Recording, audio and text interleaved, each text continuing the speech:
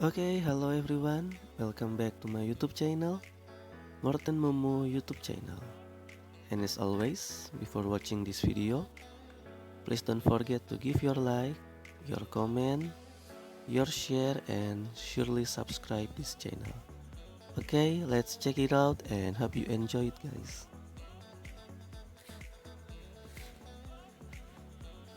So, we are still in the chapter 2 about This Is Me. 5, 4, 3, 2, 1. Let's study English. Okay, we are still in the pronoun. And actually before studying pronoun, we need to know about what pronoun is or what the definition about pronoun is. So, I will read it for you. Pronoun is a word that replaces a noun in a sentence. It is used to avoid repeating the same nouns over and over again. Once again, pronoun is a word that replaces a noun in a sentence. It is used to avoid repeating the same nouns over and over again. Or in Indonesia, pronoun adalah sebuah kata yang menggantikan kata benda di dalam kalimat. Pronoun digunakan untuk menghindari pengulangan kata yang berulang-ulang. Okay, next. And actually, pronoun is divided into some parts. They are subject pronouns, object pronouns, possessive adjective, possessive pronouns, and reflexive pronouns. And about this one, subject pronouns, we studied about this material last week. So right now we are going to learn about object pronouns. And here is the definition about object pronoun. So object pronoun is a pronoun which works as the object of the sentence. Once again, object pronoun is a pronoun which works as the object of the sentence. Jadi, objek pronoun itu adalah kata ganti yang berfungsi sebagai objek kalimat. Next. Okay, here you can see there are 4 tables here. The first table about kind of person atau jenis orang. The second table about subject pronoun. The third tables about object pronouns. And the last tables about the example atau contohnya. Okay, the first table about kind of person. You can see there are 3 kinds of person. First person, second person, and third person. I will explain it again for you about what is first person, what is second person, and what is third person definition. Okay, so first person is the speaker or doer. Once again, first person is the speaker or doer. Or in Indonesia, orang pertama adalah si pembicara atau si pelaku. Next, second person is someone that the first person is talking to. Once again, second person is someone that the first person is talking to. Or in Indonesia, orang kedua adalah orang yang diajak berbicara dari si orang pertama. Next, third person is someone that the first person and second person are talking about. Once again, third person is someone that the first person and second person are talking about. Or in Indonesia, orang ketiga adalah orang yang dibicarakan oleh orang pertama dan orang kedua. Okay, I think you can understand it. So we move into the second tables about subject pronoun. So subject pronoun, I think you have learned it last week about subject pronoun. Actually, subject pronoun is a pronoun which is placed before the verb, atau adalah pronoun kata ganti orang yang ditempatkan sebelum kata kerja. Intinya atau lebih mudahnya, Subject pronoun itu ada di awal kalimat. Okay, I will read once again about the subject pronouns. The first one, I atau saya, we kami, you kamu, you kalian. Actually there are two kinds of you. The first you is kamu, and the second you is kalian. Next, he dia laki-laki, she dia perempuan, it benda, dan they mereka.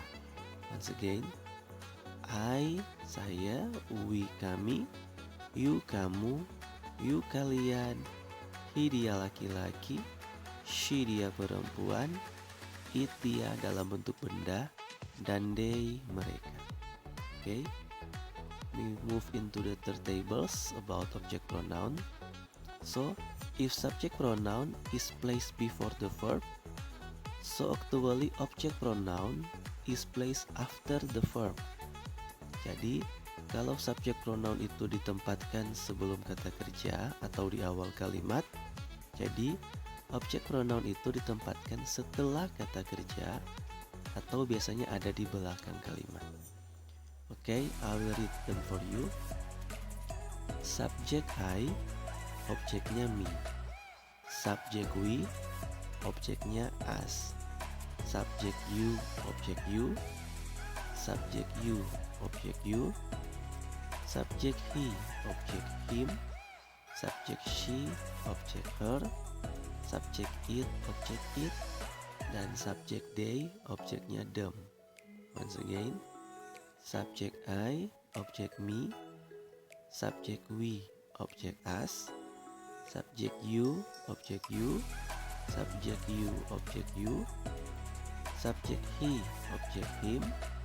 Subject she, object her. Subject it, object it. Dan the last one, subject they, objeknya them. Okay, and here are the examples for you. The first one, I am talking to Vianney. Why do I put I, not me here? Because this is the beginning of the sentence. So we have to put subject here, and subject of the word I is, subject of the word saya is I. Jadi kenapa sir menggunakan I bukan me? Karena ini ada di awal kalimat. Awal kalimat harus subjek, dan subjek dari kata saya adalah I. Next, Vianney is talking to me. Why do I write me, not I here? Because this is the end of the sentence. So we have to put object here, and the object of the word I is me. Jadi kenapa sir menaruh sini kata me bukan I? Karena ini ada di akhir kalimat, dan di akhir kalimat harus objek, dan objek dari kata I adalah me. Next, we are studying English. Why do I write we, not us? Because this is the beginning of the sentence, so we have to put subject here, and the subject of the word kami is we. Jadi kenapa sir pakai we bukan us? Karena ini adalah awal kalimat. Awal kalimat harus subjek. Subjek dari kata kami adalah we. Next, Sir Morten is teaching us. Why us, not we? Because this is the end of the sentence. So we have to put object here, and the object of the word we is us. Okay, next examples. You are my friends, and I'm talking to you. I think this one is easy, because subject you, the object is still you, so there's no change here, kan tidak ada perubahan. Jadi saya rasa gampang untuk dimengerti adik-adik. Next, he is playing a game with me. Why do I write here, not him? Because this is the beginning of the sentence, so we have to put subject here, and the subject of the word dia laki-laki adalah he. Jadi kenapa sir pakai he bukan him? Karena ini ada di awal kalimat dan harus subjek. subjek dari kata dia laki-laki adalah he. Next, I am playing a game with him. Why him, not he? Because this is the end of the sentence. So we have to put object here, and the object of the word he is him. Next, she is walking with me. Why do I write she, not her? Because this is the beginning of the sentence, so we have to put subject here, and the subject of dia perempuan is she. Next, I am walking with her. Why her, not she? Because this is the end of the sentence, so we have to put object here, and the object of the word she is her. Next, it is my book, I want to read it. I think this one is so easy for you, because subject it, the object is still it. There's no change here. And the last example, they are cooking now. Why they, not them?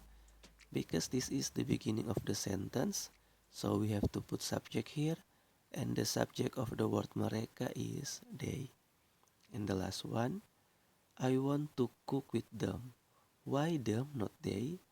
Because this is the last of the sentence, or the end of the sentence, so we have to put object here, and the object of the word they is them.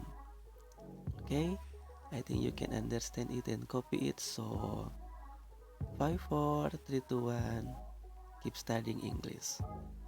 Thank you very much everyone, and God bless you always.